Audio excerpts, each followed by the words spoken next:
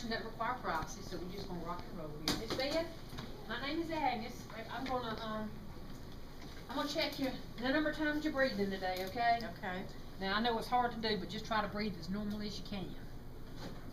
All right. Now this is when the evaluator is going to be over there with the clock, and you can use the clock up there or your personal clock, the candidate's personal clock. But the candidate, the one who's testing, has to tell the evaluator when to start counting and when to stop counting. Here again, if they lose count, they hiccup, they burp, they laugh, they do something, they cough, and they kind of got thrown off, they can repeat it as many times as they want to. Just tell the evaluator, you know, I need to start over. You know, I need to start over. They can do that all day long, up to 30 minutes. You know, I need to start over. So that's where, again, the candidate is in the driver's seat. Now, when you teach them up here, you're teaching them to fake it out. Act like you're taking the pulse to take the respiration. We all understand why. When you're going for testing, tell them not to even bother with that, because the instructions say, for testing purposes, you may tell the client that you are going to count their breathing or their respirations. For one thing, it may help if your student really is thinking that they're supposed to take pulse, but they're supposed to take respiration. Now, as an evaluator, if I see somebody is fixing to do the wrong skill, I don't mean they're doing it out of order. I'm just mean their mind is just somewhere else. The only thing I can legally say, the only thing I can say is you need to reread your card. You need to reread your card, your skills sheet. Reread it. In other words, go back and read it. Then they go back and read it. Oh, I was supposed to be doing respirations, not pulse. So, and I'm not going to tell you that every evaluator would do that. I don't know if we're really supposed to do that or not. But we are instructed that if there's some confusion, one of the things you can say is go back and reread your card. That's all we can say. So that's why I said don't try to mix up the pulse and the respiration. Just keep it clean and simple. I'm here to check the number of times you're breathing. Now, and be sure that you, and I know you will, but be sure that you teach them to look for the breath depending on the position that they're in. I'm seeing a lot of people put their hands up here, and for somebody that's laying down, that's going to give you nothing.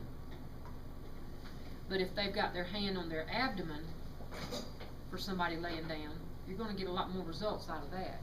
Or over their hand, or you can take their hand and put it up here like this, or whatever works for them. But just to put their hand up here on their shoulders, I don't know where some of them are getting that. And it might be okay if they're sitting down, but they don't work when they're laying down. Tell them just to watch. Maybe they don't have to touch them at all. See right through there? And that's just really easy to count. So, and it depends on the person. And this may seem like a lot to do about nothing, but I'm just seeing them make easy things hard things.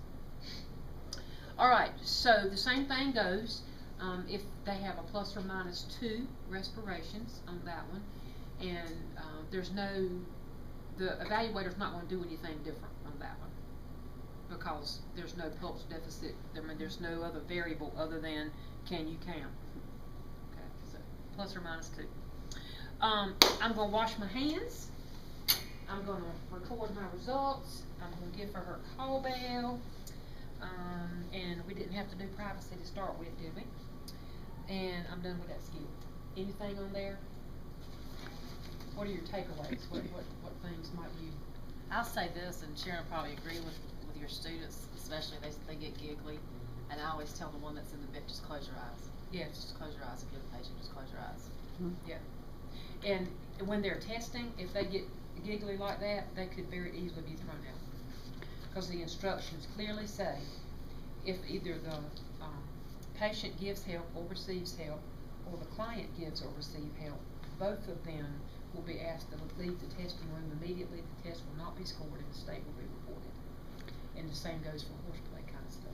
And that could be also if they do exaggerated breathing, like if they and they're really exaggerating their shoulders, that you could really tell that would be interpreted as helping. Yeah.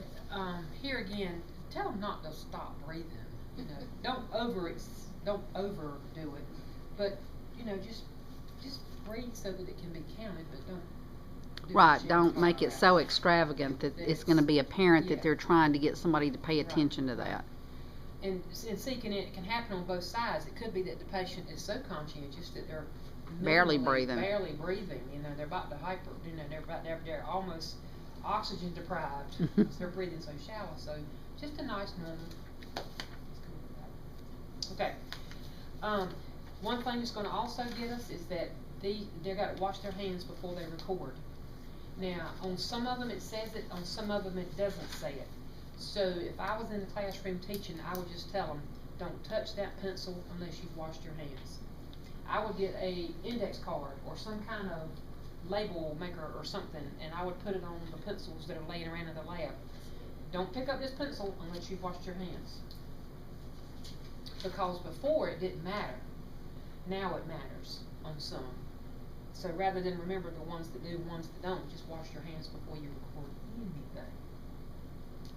Okay? You can use that in testing that says don't pick up. No, you cannot. Okay. No, I'm talking about for your training. Gotcha. And I think in the past, in the remote past, this is not related to this, but some teachers put ERD in the bottom of their basins, empty, rinse, and dry, so that the kids would remember that. Well, that's considered cueing them. And so you can't have anything that's going to cue those students during a testing. So if you're doing in facility, you can't have something that's going to make that they go, oh, I forgot to do that, and they're looking in the bottom of the basin because it's telling them that. So good point. Right. So there's a lot of things that you can do for teaching that are perfect for teaching but they're not available for testing. But hopefully, if you've used them for teaching, they won't be